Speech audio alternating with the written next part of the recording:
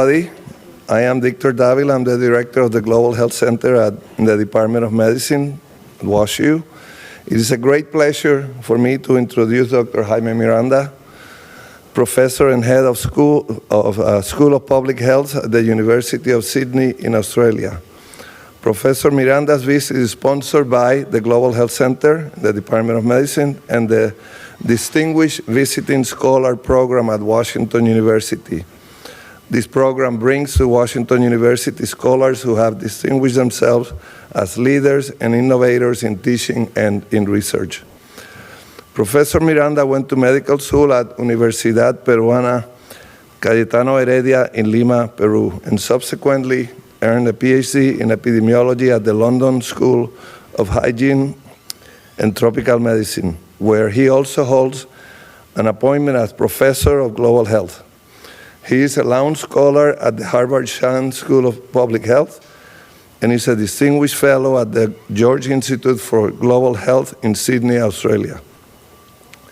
Prior to his move to Sydney, Professor Miranda was a professor of medicine and founding director of the Crónica Center of Excellence and Chronic Disease at Universidad Peruana Cayetano Heredia in Lima. He is well known for his work in epidemiology and health policy research on chronic non-communicable diseases, particularly in the areas of hypertension, obesity, diabetes, and mental health. He also serves on many roles and committees, and I will not go over them because it will take too long, but I will only name a few. At the World Health Organization, he currently serves on 2 committees: the Scientific and Technical Advisory Committee and the Technical Advisory Group of NCD experts. At the United Nations, he is co-chair of the independent group of scientists charged with drafting the Global Sustainable Development Reports. In addition to his outstanding research career, Professor Miranda is also dedicated and a highly respected mentor. His research and mentoring work has been funded by the NIH, the Wellcome Trust, and many, many other organizations. He's also the co-author of over 350 peer-reviewed manuscripts and many other articles. A recent article in the journal Nature profiled his work as, and I quote, model of interdisciplinary research that is scarce in any part of the world. On a personal level, it has been a great pleasure to know Professor Miranda. My own research projects over the last 20 years in Peru and other low- and middle-income countries have been inspired and influenced by his outstanding work. It is indeed a great pleasure to have Dr. Jaime Miranda present today in the Department of Medicine Grand Rounds. The title of his talk is Rethinking Sodium and Potassium, Low Sodium Salt Substitutes in Cardiovascular Risk Reduction. Jaime, welcome to Washington University in St. Louis.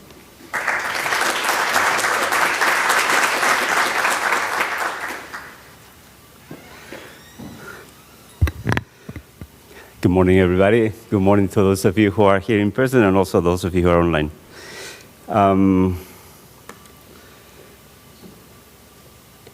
I come today with my Sydney hat and very happy to continue engaging with WashU faculty. So there you have my email and we can connect on social media.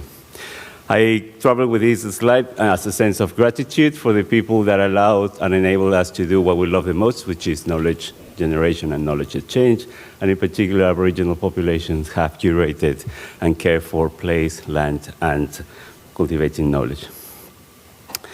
The talk about me, these are my conflicts of interest to declare, and the study that we present and share with you were supported by these institutions and organizations. And as Victor said, we're so busy doing work that somebody else had to come from the outside to make us realize that there was something in it worth sharing. So very appreciative to all of them. Before digging into, it's a long introduction, we're a very Latin person, and I have to pause here and say thank you, and thank you to all of you on the front line, on the research, everywhere, and for the response that we gave to the world during the COVID pandemic. Thank you very much to all of you. Given the educational component of this session, I picked up 3 objectives. So we're going to run through the roles of sodium and potassium in lowering blood pressure, discuss the public health impacts of those, and then we're going to push forward a bit the boundaries beyond the clinical, beyond the public health, and connect this to the Sustainable Development Goals. I have 5 slides here. You're welcome to take pictures and then go. This one. This is my population health hat. An invitation to remind ourselves that in addition to looking after individuals at high risk, there is an entry point to understand the drivers of incidence at the population level. We'll delve into that. There are 3 slides of evidence now that are putting together to put us in a position of moving forward. Number 1, 2001, the famous Dutch diet, telling us that independently, or the effects of reducing sodium and increasing potassium have additive effects than each of them by itself. This was one of the largest studies cementing the evidence of the long-term impacts of utilizing low-sodium salt in reducing mortality. So we only have not only effects on reducing blood pressure, but effects on mortality. And the third piece of evidence that brings this all together is that it can be implemented at the population-wide level. And all of that, the 5th slide is to say, now we have these global guidelines, solid and robust, to say, let's go forward to inform our governments. As I said, you're free to go. But being here at WashU, you know, such a wealth of knowledge and talent, this is quite obvious for you. Hypertension is a big thing. It's happening everywhere. It affects individuals, household, communities, and societies. And it has repercussions across our system. But bottom line is, we will never have enough cardiologists throughout the world. And the calls coming from early 2000s to today tell us that to face this epidemic of rising blood pressure will take more than specialists.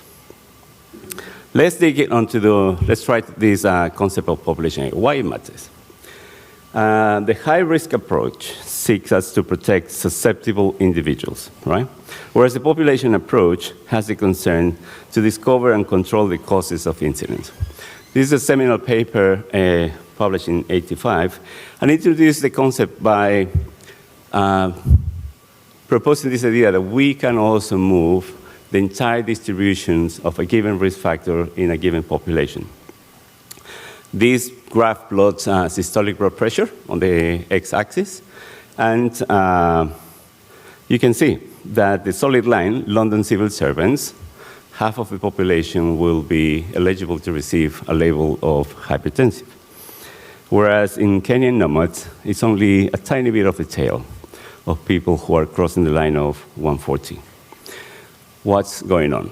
Yes, you can say, but Jaime, this is wrong. You cannot compare apples and oranges. The illustrative point of this is that we have to embrace and we have to address the question of why hypertension is absent in Kenyans and common in London, which can replace any city or any place nowadays. And the answer to that question has to do with the determinants of the population mean. It's an invitation also to think about the determinants of the population mean for all of you. For that, what distinguishes the two groups is nothing to do with the characteristic of individuals, it's rather a shift of the whole distribution and mass influence acting on the population as a whole. Now, the shifting blood pressure at the population level matters. You all know that at individual level, it does matter. Even tiny amounts of reductions, 2 millimeters of lowering blood pressure will have reductions about 10% in stroke and 7% in ischemic heart disease. And this holds for both sexes, multiple age groups, and multiple starting points of the blood pressure. So this is the prospective study collaboration, early 2000, and you can see the benefits of reducing blood pressure. Now, there was criticism that some people with prior cardiovascular disease were left out of of those calculations, and there was a big major revision in 2021. And yes, 5%, reductions in 5 millimeters of mercury across the spectrum will bring also those benefits. So it crosses across multiple groups. So that's information number one, why looking at the population matters. Information number two, the clinical. It's long well known that reducing sodium improves your blood pressure. It's also independently well known, well described for many years that increasing potassium is good for your blood pressure. And here I refer to this, the Dutch study, 2001, simultaneously reducing sodium intake and potassium. And increasing potassium intake is more effective in lowering blood pressure than either intervention is alone. So you have the aggregate combined effects of both. 2018, we entered into the places of systematic reviews. 2019, more systematic reviews, and so on. So the evidence has been aggregated and accumulating, favoring this intervention. Although there are risks, most of the risks that are front of our mind is what is the role of potassium in people with chronic kidney diseases? It's a fair point. Most of the studies have either left out people with chronic disease, with chronic kidney disease by design, and some of the studies have put some warnings. So but for the vast majority of the population, the benefits hold. So this was one of the most recent systematic reviews, 2022, showing impacts of reducing blood pressure, the impacts of utilizing low sodium potassium enriched salts on a number of outcomes. So you have death, lowering blood pressure, reducing potassium, and increasing sodium. And the benefits are quite there. So we keep progressing as to why and how. And it's not only until now, 27th of January, a month ago, the WHO has pulled together all these scientific body of evidence and take it one step further. It's taken so long to aggregate this evidence to progress further. I'm repeating this slide once again. Reducing sodium is good for your health. Increasing potassium is good for your health. The dual effect of both is better and additive than either intervention alone. But yet, telling people to reduce the consumption hasn't worked out. We as doctors, we keep telling people, you should do this, you should do that. It doesn't work. We have this systematic Cochrane systematic review that it didn't show any benefit. So then we came up with this idea, how can we embrace this intervention at the community level? So we designed this stepwise trial to test the efficacy of a pragmatic intervention using salt substitute, to reduce blood pressure as well as to evaluate its impact on the incidence of hypertension. This is Peru, the north of Peru, with a population of 200,000 people, level of poverty around a quarter of the population, and the prevalence of hypertension, 27% in adults older than 35. And this is the reality. There's only one salt provider, or at that time there was only one salt provider there. You see the packages. Maybe there's two, but the sensation and the priming for the customer is, that is it. That's the product we needed to compete with. So we went on to 6 semi-rural villages in the north of Peru, many of them working on agricultural lands or fishing. And it was being a population-wide intervention, we had to enroll every single adult in the community. This were nearly 2,400 people, and that's 90%, 91% of the entire village. The rest must have been kids. We excluded, yes, chronic kidney disease. At the time of the design of the study, the guidelines were not that clear. The intervention was designed to guarantee the full replacement of salt in the entire village. And by full replacement, look at the where: families, small shops, bakeries, community kitchens, food vendors, street vendors, and restaurants. It was the entire replacement of the supply of salt.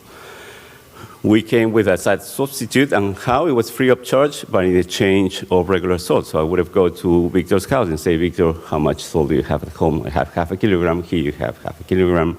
Mark, how much? So I have 2 kilos. Okay, I'll give you 2 kilos. Or over there, say, no, I have 3 kilos. I need to give to my cousins and family. I give you 3 kilos. And people would come back to us, to the community team, if they needed more. They love it. They wanted more. But that was on the household encounters. It wasn't a financial transaction, but it was a transaction. The people had to put effort. And separately, as I said, we had to replace the supply of salt by this low-sodium salt across street vendors, restaurants, shops, etc. Can I do it again? I don't know. I was young and energetic. Primary outcomes, yes, blood pressure, systolic and diastolic, measured every 5 months, which was enabled or afforded by the design of the study. It's a stepwise design. We had to revisit every cycle to all the villages, and we had 7 rounds of measurements. And secondary outcomes, the incidence of hypertension, a percentage there, and changes in sodium and potassium in the urine. There was a subgroup analysis as well, changes in blood pressure and by diagnosis group, so what your hypertension status at baseline, and by age groups. How does a stepwise look like? At baseline, imagine that you see on the horizontal axis time periods, and at baseline, everybody is being observed. Everybody you measure, and everybody contributes data on the observation phase.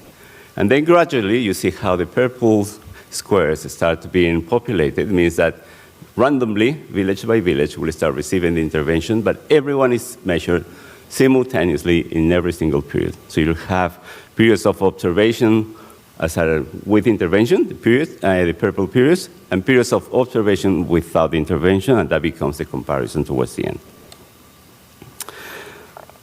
So as part of our formative research, we have to come up, remember my slide, so there was only one competitor. We have to compete with that product, regular salt in the market, and we have to identify the optimal flavor.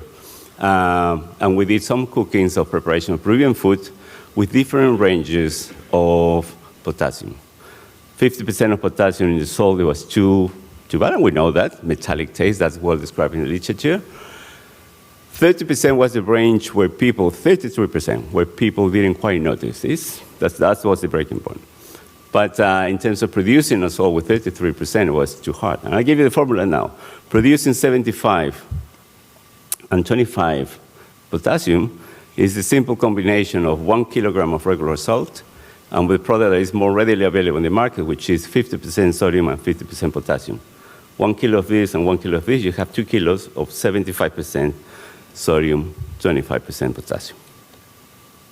We had to work with our social scientists to identify what could be the channels of intervening in the community, and we have to learn from our colleagues from social marketing to develop a product identity with participants and village, and that's why we came up with Salt List. People wanted to see that it wasn't a foreign product. People wanted to see that it related to them, that it related to the day-to-day activities. So here it is. Liz, a local woman, coming in transparent bags, plastic bags, red and orange colors, and a container with a screw cap. My colleagues from the social marketing say the intervention was successful because of the container. Why? Because have you realized how many of you have changed your salt container in the last year? How many of you look at your salt container every year? There's one. Good on you. You see, you have your head of Department of Medicine. There's the one doing the right thing. Well done, Vicky. From social marketing, then we have to encounter what are these 4 Ps. The product, we came up with this product, Salt List. The place, it was door-to-door interaction plus a network of activities. The price, it was an exchange price, so you have to remove the regular salt from the communities. And the promotion, it was a campaign that was happening at the villages. Okay, results. Table 1. A substantial proportion of our participants, because of the community-wide interventions, were very young people. So we had people 18 to 29 years old, representing nearly a quarter of the population. As per the design of the study being a stepwise, the village number A will contribute very little information on the control and a lot of information in red on the intervention. Whereas, conversely, village F will contribute a little bit, or actually more on the intervention, more on the control and less on the intervention. And that's the nature of being part of this design. Overweight and obesity, a big problem even in rural Peru. If you add up nearly 3/4, okay, or if you're generous, 60%, it's still a lot. And we had a very hard job. In general, this is a healthy population, 113 population mean of systolic blood pressure. If you go to Africa and talk to your colleagues here, I think that number is much, much, much, much higher.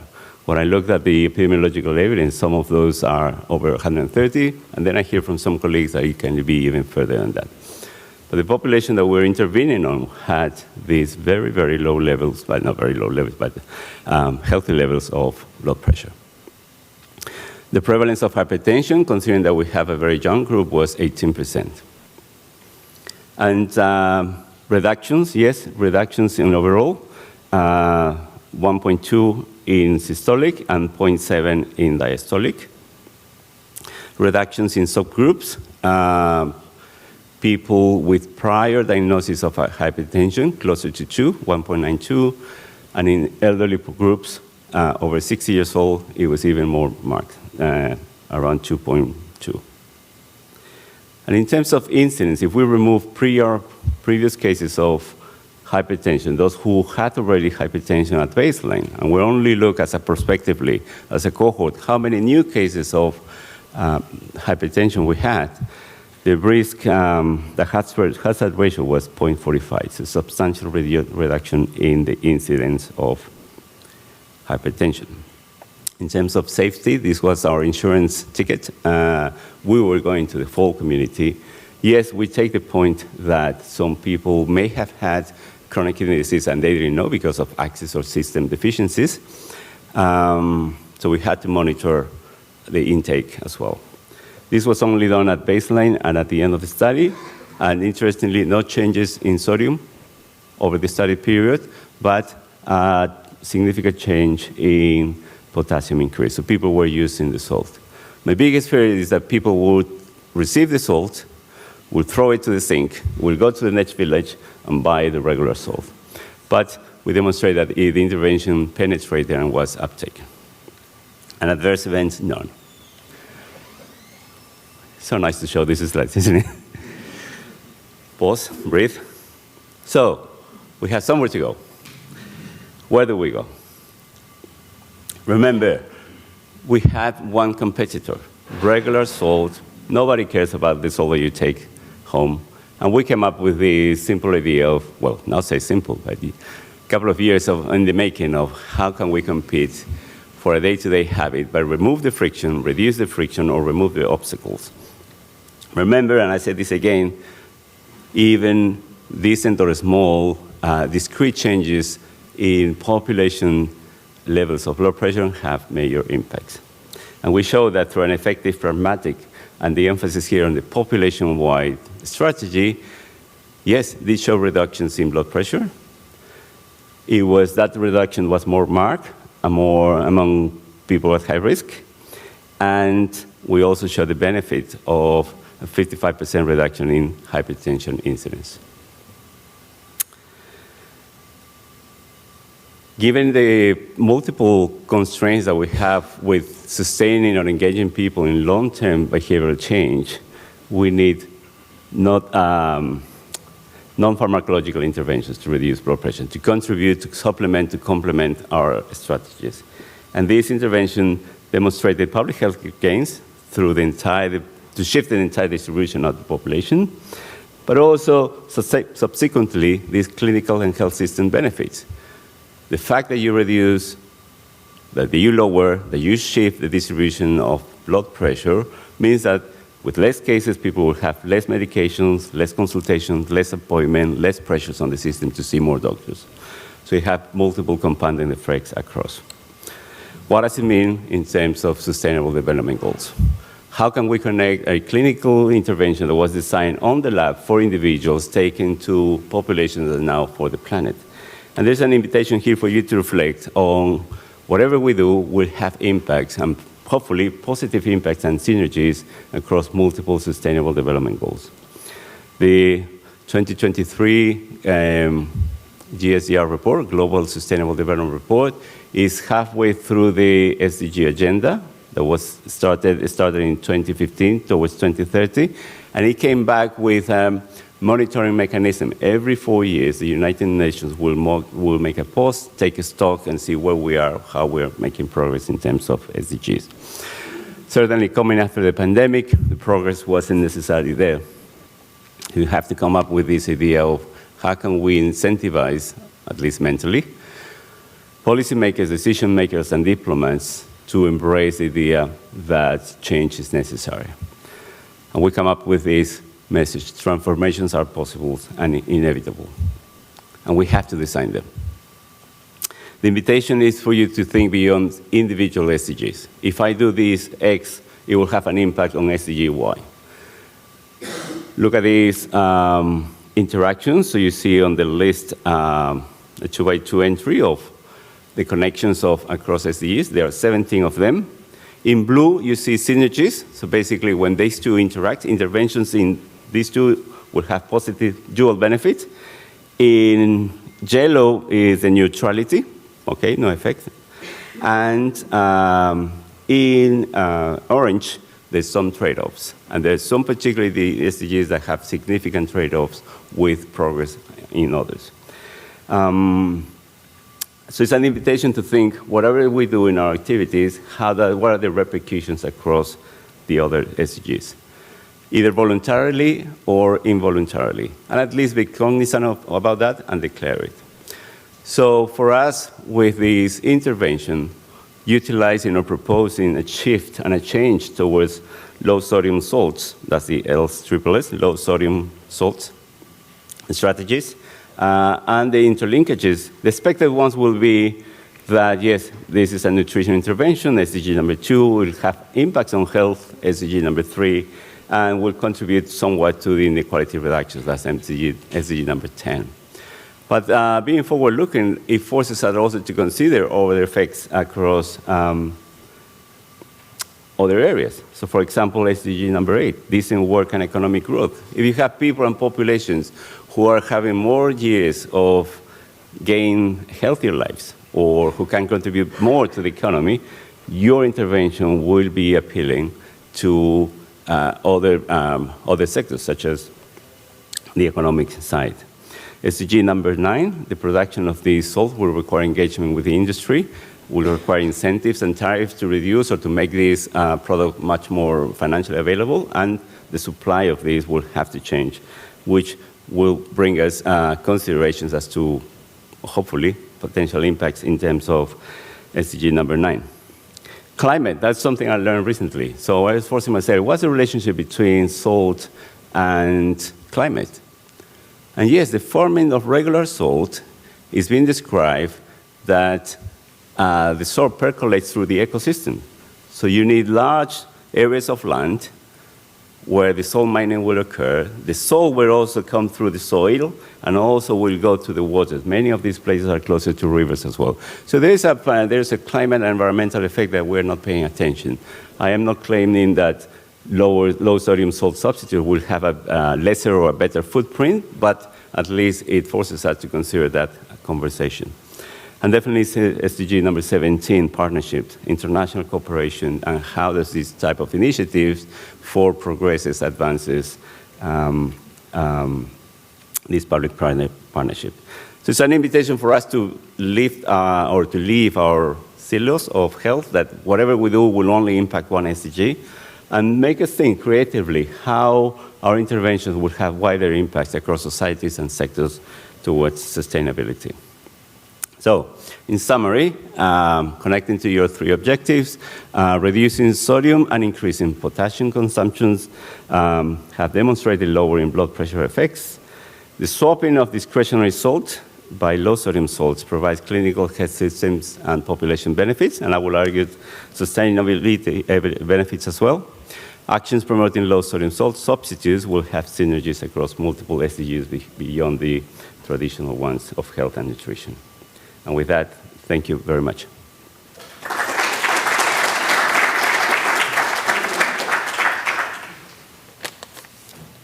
Thank you, Jaime, for that phenomenal presentation. And now we will take some questions from the audience.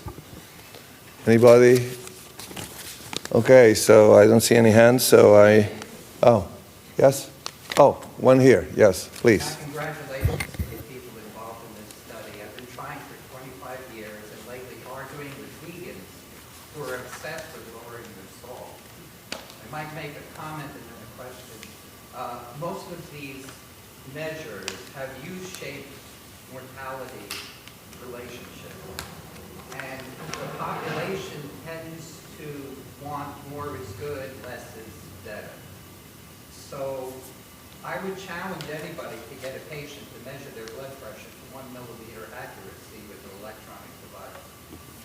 What you've shown as well is that measuring blood pressure is probably irrelevant in the normal population.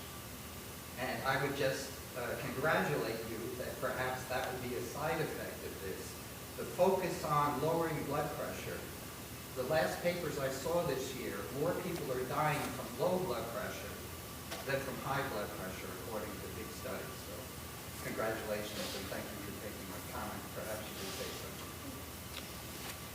something. I'll take the congratulations. And a coffee.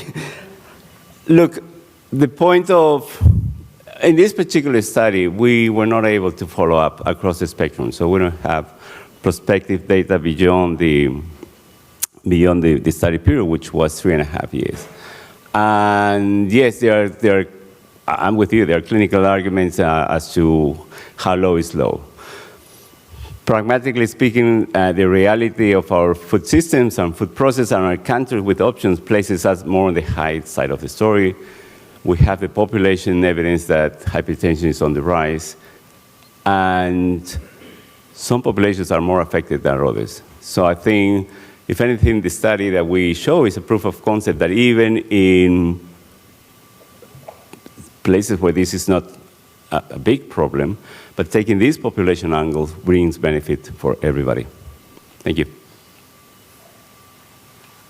Oh, I should have said, for those who are online, the comment was around the U-shape of the U-shape of mortality in blood pressure, right? And what were the impacts of this type of intervention? Thank you. Thank you. Any other questions? That was a great talk. Thanks so much. So, since people love salt and it tastes delicious, but the more you eat, the more you are sort of addicted to salt. What's the opportunity for regulatory changes for all salt producers to sort of gradually reduce the amount of salt and increase the potassium over time so that they don't have a choice versus full salt? Thank you very much. It's a question about opportunities on the regulatory front to gradually reduce the configuration of the product to gradually introduce less salt, right? Because people like the salt. You're absolutely right. People love their salt because it tastes good, up to a point. My chips last night were not too good.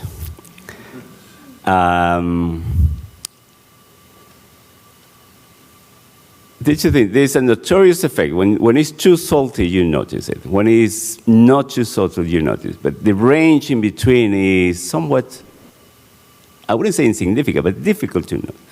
Number two, in that range, there's an element of palatability and adaptability. I did this study without measurements in my own household. At 2 a.m. in the morning, I will come and replace the sodium because I wasn't the one cooking. It took 2.5 days. The first day, people were like, this is weird. I was just It wasn't me. This is weird. But within 2 and 3 days, all right, this is it. Get on with it. So there's adaptability to flavor as well. So the fact that you have always operated with your palate in here doesn't mean that you cannot transition, which then itself is the opportunity and the introduction point. What if throughout the world, every single salt producer or salt every single actor that utilizes salt will reduce it to 2%, to 5%, to 10%, to 20%? Wouldn't that be lovely and ideal? I think that's a beautiful question for partnerships. It's a great opportunity for introducing it. And on the good news side of things, the FDA here in the US is opening that conversation with producers, so that rather than inviting them to shift, they can declare that they're utilizing low sodium salt in their products. But that would be a fantastic idea. So year 2020, I don't know, year 2030, everything will be reduced by 5%. Year 2022, or, well, sorry, and then we go incrementally. This year will be 15%, 20%. We solve so many problems on this planet. Thank you. Thank you, Jaime. I have a question without getting too much into the weeds. What are the mechanics of adding the potassium to regular salt in terms of production and cost and those challenges? Because and it's also more expensive. I understand how much more expensive would it be, and how do we make it affordable to everybody? Very good question. Thank you. This is a business game. I need to do this lecture in the business school, not here. And that question is a business question. It's all about supply and demand. It's all about cost and incentives. We've lived through salt production for years. And actually, at one point, in one stage in life or in history, salt was much more appreciated than gold. But we kept on doing this. And it has these preservation effects. When you had to travel and do these long expeditions, salt was your best friend. Can you imagine? I learned history, coming to Missouri and coming to St. Louis, and then having to explore further west. You needed salt more than arms. Then, when you talk to salt companies, and when you ask them, what is the profile, what is your portfolio of salt, 80%, up to 90% of the salt that these companies produce is not for human consumption. It is for big businesses. I don't know, you name it, in the fishing industry, in the agriculture industry, in many other industries. So our market of human salt consumption is very tiny. There's one barrier there to overcome. Then, the introduction of low sodium salts means that we need to explore a different array of mechanisms, supplies, factories, storage, that for centuries we haven't produced. So right now it's very, very tiny. And let alone the incentives of the companies to switch to low sodium salt is not there, because the business of making salt is not for human consumption. Hence, if we were to increase and favor this type of intervention, yes, we will have to work out production lines, supply lines, cost incentives, and so on. So it's a long-term conversation. When we started the trial in Peru, this salt was marketed as the healthy salt. This salt was prescribed by Dr. Victor Davila in a fancy clinic in Lima, and it will cost up to 40 times more, because it came in a nice package, it was brand placed, and it was very, very tiny offers. Within the lifetime of the study, that salt price was reduced by 40%, telling you that there is market flexibility if you enhance. I do think that all the businesses, in fact, they are keen to explore more if they were to have more, not only appetite, but support to expand. Because we're telling them, do not stop doing what you're doing, but the things that you're doing for human consumption will require a new set of infrastructure. My biggest concern is not supply. My biggest concern is storage, because the channels of making salt available throughout the world is there. So that's the biggest competitor. How to change something that's been there for centuries and centuries and centuries. Thanks, Jaime. It's great to have you here. I appreciate you spending a lot of time with us. Can you tell us what it's like being a physician at the UN and sort of talking about these topics? What's good about it, what's hard about it? You want to repeat the question? Thank you, Mark. The question is, what is it like being a physician in the UN talking about this? I smile because you have to remove. I have to come to you guys today with my slides and my chip of, this is innovation, this is forward-looking, this is way to go, this is... So in science and in academia, we praise what is new. And I, again, am standing here, and again, a lot to talk about what are the new discoveries in science, how we're progressing, how we're advancing, what's next. Talking in the UN, I had to learn the hard way. Talking at the UN is very, very, very, very, very different. By the time I get to speak, 20 other people have already spoken in 3 minutes slot. So first, lesson number one, you have to practice. And practice, because you have no more than 3 minutes in some of the sessions. By the time you get to speak, everybody already said what was your novelty. In different words, in much better English than my English, in much more accurate process.